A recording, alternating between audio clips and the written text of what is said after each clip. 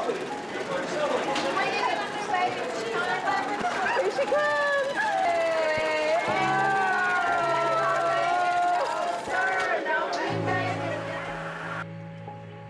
Growing up, I always wanted to know who they were.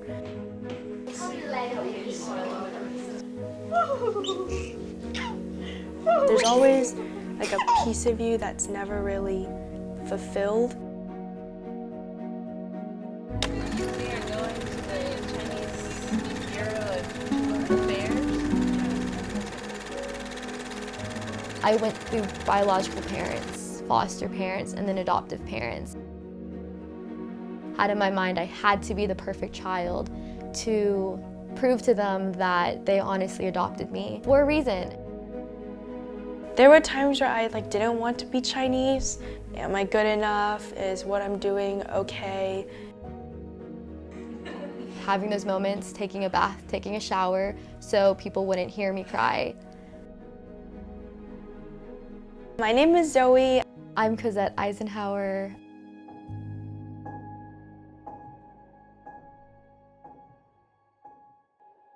In July of 2020, I had a really big medical issue where I ended up in the hospital, and there was a lot of back and forth of oh, is this genetic? Let's run some tests. And I was like, well, I can't tell you if it's genetic or not. And then my platelet count was going down, and they had no idea why. And so then they started talking about taking a bone marrow sample. And so I started thinking about all these what ifs, what if I need a bone marrow transplant? Well, I don't know any biological relatives that could donate bone marrow to me. So, I was scared and really anxious, I think. Since it was during COVID, I couldn't have any visitors. So I was stuck in the hospital for 19 days and I didn't see anyone. So I couldn't see my mom or my sister. Now I had this problem that they weren't sure what caused it, and I was so worried that well, what if something's wrong with me, and what if it is a genetic thing that I can't change? So I think it was just really scary thinking about all the what ifs and the whys. So I was bullied honestly from elementary school, junior high. I got bullied for being adopted. I got bullied for being Asian and my parents being white. I was told I was unwanted, told that I was unlovable, told me that I wasn't pretty. Junior high, I had people that I thought were my friends cyberbullying me, telling me that I shouldn't be on this earth, that I should just go kill myself. And it was hard. My mom knew something was up. She asked me if I was okay, and I just was like, yeah, I'm all good. Put on that fake smile and just went with my day, because I had to face those people that I thought were my friend, and had to figure out if I was just gonna be fake and pretend nothing happened, or if I was just gonna completely ignore them.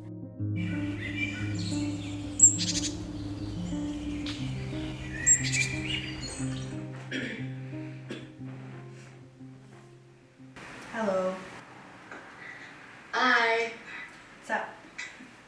Nothing much. What about you? How's class? I think I was adopted before she was, but our parents are all in this one big circle of adoptive parents, and it's called Families with Children from China, and then it was the North Texas sector of that. So we all are the same age, we all graduated high school at the same time, so we had that connection, and we did a lot of things together, Chinese New Year or New Year's, or going to a pumpkin patch or having birthday parties, things like that. So we always would make sure to keep in touch with each other and things like that. Keeping me busy. My English class, the professor, I know what she wants, but I'm not doing what she wants type thing, but she also doesn't explain it in the So my instructions. mom knew her mom before they adopted me. And so right off the bat, we kind of just became friends. We're both in college. She goes to college in Ohio, and then I'm in Texas still. And we're still able to keep in touch when we're both able to be free. We created a account called navigating_adoption on Instagram. I really wanted to create it just because I wanted an outlet to be able to talk about the struggles of being adopted without having people tell me that my thoughts were wrong and I should be grateful for being adopted.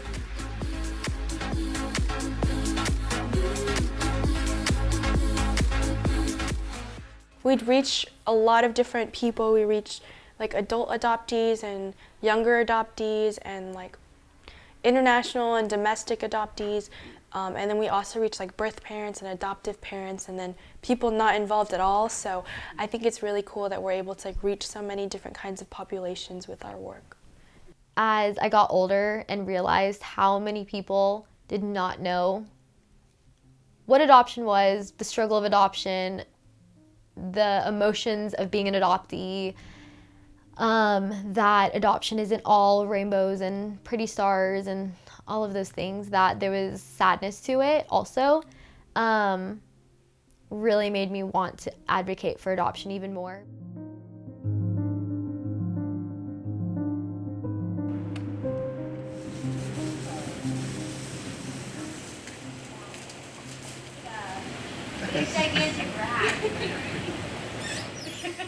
I was abandoned when I was 2 days old. I was abandoned in Zhanjiang, Guangdong, China, and it was actually raining and storming that day. Really dark and gloomy day, which kind of signifies what happened that day of me getting abandoned and everything.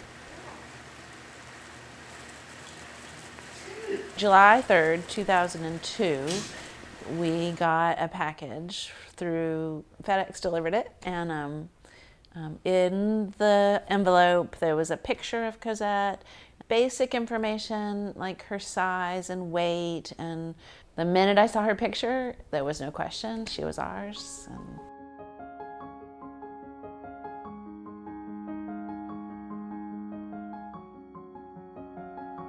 She was a little distant, like, I don't know, tired or just numb. You know, they had traveled from the south. It's like 5 hours by the bus. And I'm sure she had no idea what was happening, and we were strangers, and we smelled different and looked different. And no, nothing prepares you for seeing your baby the first time. Tonya and I had been anticipating seeing Cosette for so long, and then actually having the adoption workers actually place her into our arms was just an amazing emotional experience.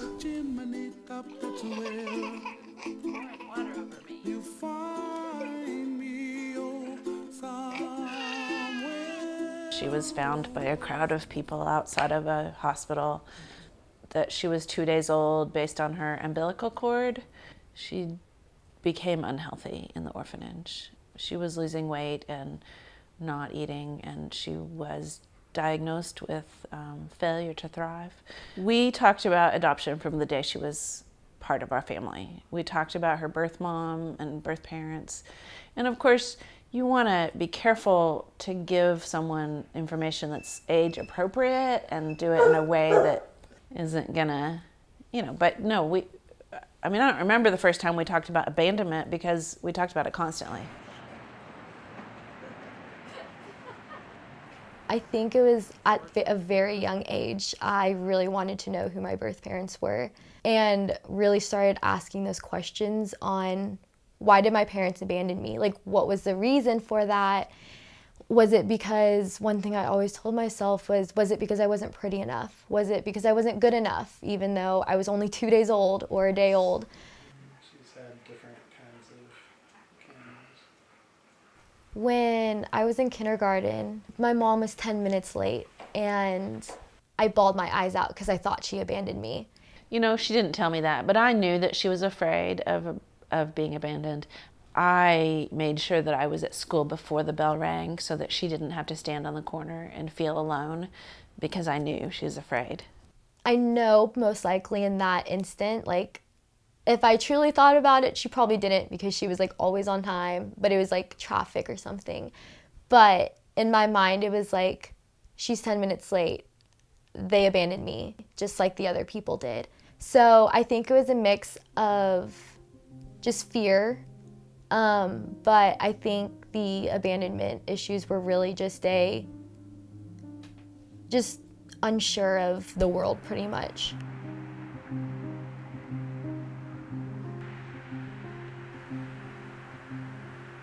I was adopted from Guangxi Province, China at 11 months old. I just remember that I was very curious growing up. I always wanted to know about my biological family. I think I just wanted to know them and speak with them. So I guess I just decided to like pick up the phone and pretend to call them. There's always like a piece of you that's never really fulfilled, if that makes sense, because you obviously like you grow up with this family that loves and cares for you, but you never really feel like you belong really, because there's always that one part that's missing, and it's like, oh, I don't have any connection to my origins, and I don't know anything about, you know, if I have a... Starting with her referral pictures and traveling with Zoe. Zoe got to go with us to China. In 2000, I started the paperwork to adopt Zoe. 2001, I adopted her, and in 2005, I adopted Maya. I got the call from the agency saying that the referral was in and that I had a child. Her name was Jin Yiling. So I remember being at the computer just waiting for that email to come through and then trying to get the photo to load. And slowly, Zoe's picture came up. And this was this beautiful, beautiful round-faced girl with these beautiful lips. When the director of the orphanage handed her to me, she just grabbed onto me like she couldn't let go. She put her head on my chest, and I think she was scared. When I look at her face now, I see how scared she was. But at that point, I was thrilled at how she seemed to be trusting me. And she didn't cry, and we were in the room with the director for a while they gave me some information about Zoe. And it wasn't until I took her back to my room and I tried to put her down that she started to cry. And after that, I picked her back up, and I don't think I put her down again for maybe 2 years.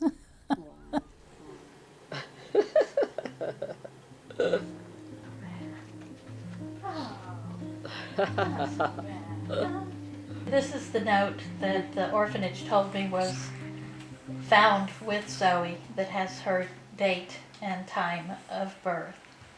And it's on red paper. What we learned was that she was left on a bridge, a pedestrian walkway of a bridge that connected the rural area to the city of Guiping. And she was found in a box, wrapped in 3 layers of clothing and wrapped in a new towel. She had a hat on her head, and there was a red note left with her that gave her date and time of birth. And this is a copy of her adoption certificate. We talked about birth parents from the very beginning. I didn't want there ever to be a big reveal where she didn't know and then now she knows. So I sort of made it a normal part of her story. I know from like the beginning, like I've always talked with her about my birth parents. Like we would read books together and we would always talk about adoption, like ever since I could speak and start understanding everything. So when I would tell her her story, it always started exactly the same way. I'd say, you grew in your birth mother's tummy until it was time for you to be born. Your birth parents couldn't take care of you the way that they want to take care of a baby, so they made sure you were safe until a forever family could be found for you. I would say she's very supportive. She's always been like supportive of what I want to pursue and who I am. She's very like kind and understanding. I feel like I can always come to her and talk to her about anything. And even though like she can't relate to everything that I'm feeling because she's not adopted herself, she has ways of like gearing me towards the people who can. So she got me involved in most of my adoption organizations because she knew like that it was important to me to work through these things. So she directed me to these groups that helped me with that. I wanted it to be normalized, that she had a birth family and she had an adoptive family, and that it was okay for her to love both of those families, that there was no competition between us. I feel like being a single parent can be difficult when you're raising 2 children. So I think considering like having a full-time job and 2 kids at home, I think she did a really good job in like making sure we were happy and healthy and were able to get the education that we needed and things like that.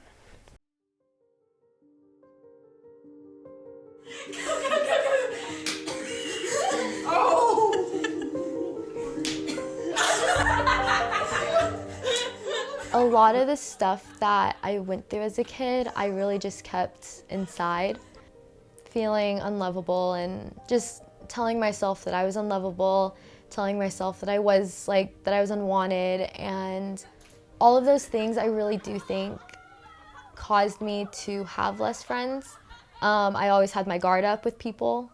If I wanted to meet with someone and they were like, oh no, I can't, I'm busy, it's like, oh, they don't want me in their life.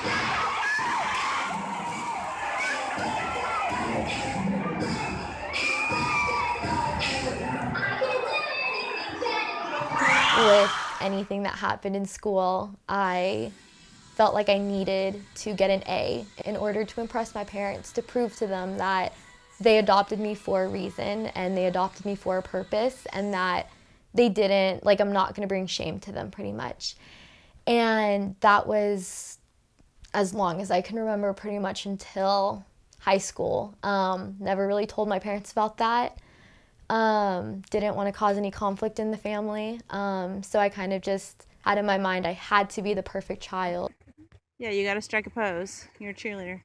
I got it 10 times. Hold her up with one hand. No. She believed a lie that she told herself, that she wasn't worthy, that she wasn't worth adopting, and that she had to prove to us. You know, we talked a lot when she was little about her being joyful. Recently, she communicated that put pressure on her to feel like she always had to be joyful. So sad that she heard that way. But it gave me a minute to be able to say, Cosette, I was happy to change stinky diapers. There was joy in having to put you in timeout because you were part of our family now. It wasn't that you were behaving in a happy way that brought joy to our family. Although she did behave in a happy way. She was a happy kid. But that wasn't what I meant by bringing joy to my family. What I meant was there was a missing piece, and she was the piece. And she came in and became, you know, she fit into that place. So yeah.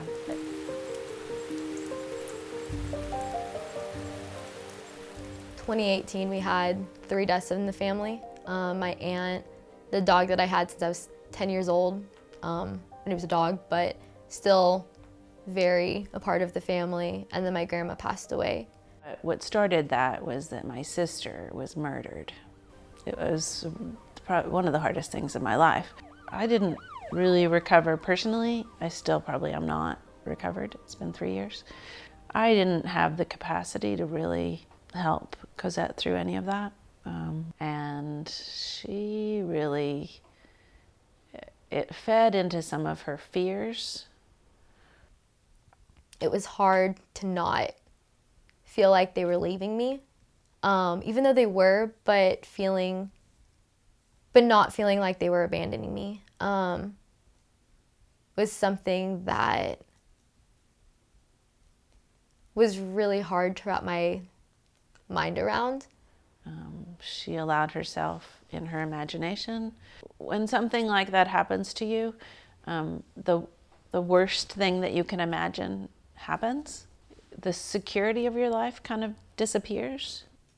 Going into my senior year, which was supposed to be the best year of my life, and it was a rough year of my life. So. And she was pretty depressed about it, and she didn't want to burden me with it because she felt like I was already, and I was struggling a lot, okay? And so she didn't want to burden me with that, and she was in a really, really rigorous program at school. She was sleeping all the time, and that was really the trigger for me, is when I started to notice how much she was sleeping. Like, okay, that is definitely depression. And so, you know, I did at one point finally like get enough mom capacity to reach out to some teachers and to talk to a counselor for her. And I think it was hard when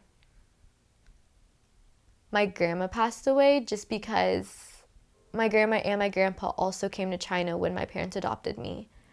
It felt like a part of me, like, that knew my story and that knew when I was like being adopted and all that process and everything was gone. And it was hard because of that, not to feel abandoned and everything from that. So.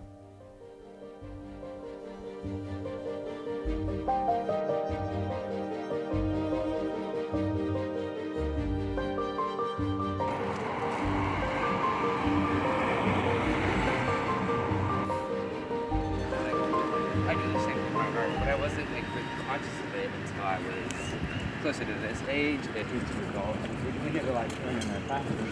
But if you do speak, I will be yourself.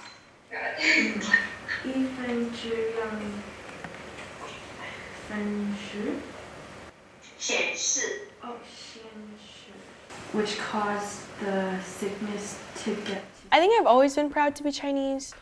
So going into college, I wanted to take Chinese just because it's important to me to be able to speak my home language. Makes me feel more like in tune with who I am, and like wanting to be able to get to a point where I can like live there and have conversations with people in Chinese. His uncle, so he needs to rise for about. Last year we hired a researcher to go to our province, and she basically like printed out posters with our information, like encouraging people who did give up children to submit DNA samples, and then they would basically just match you in a program. So we did do that, and I wasn't really expecting much to come out of it. And for all I know, they could be like not in China anymore. They could have passed away, so I don't really know. This is her finding ad that they put in the paper to find her birth parents. This was the newspaper. We hired a searcher to go to the girls' province with posters with pictures of them as children, with information about their finding spots, put them together in a flyer and post the flyer in areas of town, hand the flyer to people. She went to the police station, she went to the orphanage, she went to the hospitals to ask about babies who were born around those times, to try to find information. A few days after my 17th birthday, a researcher who looks at like finding ads and like twins separated at birth, he had an update from my province, and so my mom went to look and saw my orphanage name on it, and so she like reached out to a bunch of different groups, like, does anyone know who the daughter of this other name is? And we ended up finding the person who supposedly is my twin that we were separated from at birth. The only thing is, like, our records say she was born a day before me, and we don't really look anything alike. And we had 2 different DNA tests that said 2 different things. One of them said we weren't related, and the other one said that we were. It definitely impacted me a lot because it made me think a lot about how China's adoption system worked and like how giving up babies functioned, and like how many other children like have a long lost twin that they don't know about. So that was really interesting.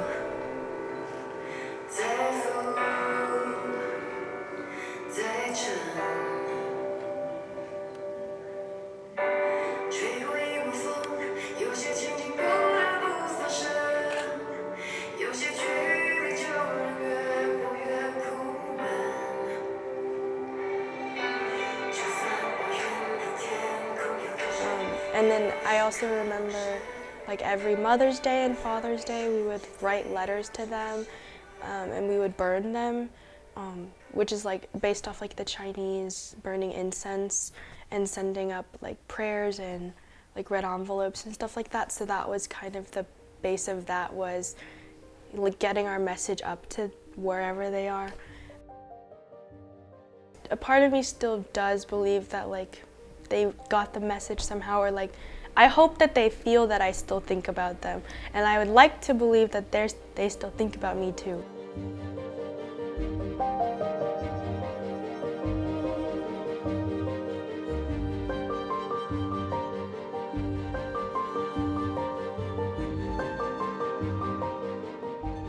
I took an intro psych class and I ended up loving it. I want to use like my psychology degrees and help adoptees because I know there's a really big like mental health stigma just in general. And I also just want to be there for like the Asian and Asian American community, because I know that there's a big stigma on mental health in that culture as well. And so I want to use my Chinese part and hopefully improve on my language proficiency so that like if people need a counselor who can speak Chinese, like I'm able to give them the help they need. That's one thing that surprises people, that adoption issues are lifelong for adoptees. So many people think it's something that perhaps in childhood you might have these experiences, but once you're an adult, surely it's all different. But in fact, the studies show that even as adoptees become adults, they still have identity issues. Their adoption identity is still salient for them. And so it's not something that just goes away. And it's not something that adoptive parents can just love away. It's going to exist, and you might as well be open to it so you can talk to your kids about it, instead of just assuming that if they don't say anything, everything's okay. She has some of the story too. Coordinate with anything, it's just fine.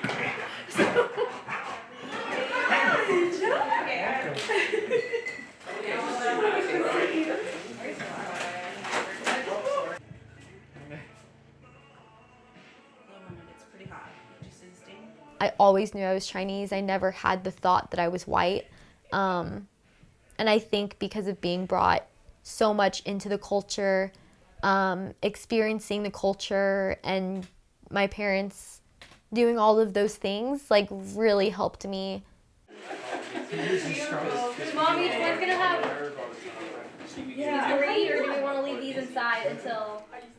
I'm Andrew. I'm related to all of those people. And I know the Eisenhowers because I'm related to all of those people.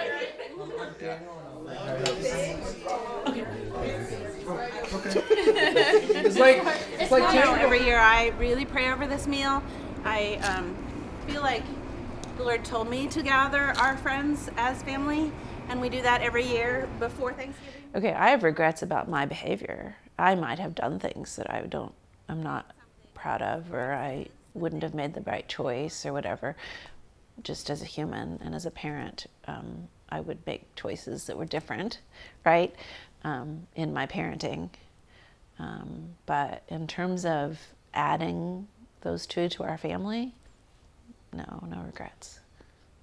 I would not change it. Here we go. Hair flip. There you go. I've actually been on the search for my birth family for the past 3 years. Just after knowing so much of the one-child policy, knowing they pretty much probably did not have a choice. So, yes, I would forgive them. I really just want to find them before I get married, because I want them to be able to attend the wedding and know that I succeeded in life. And I hope someday she finds her.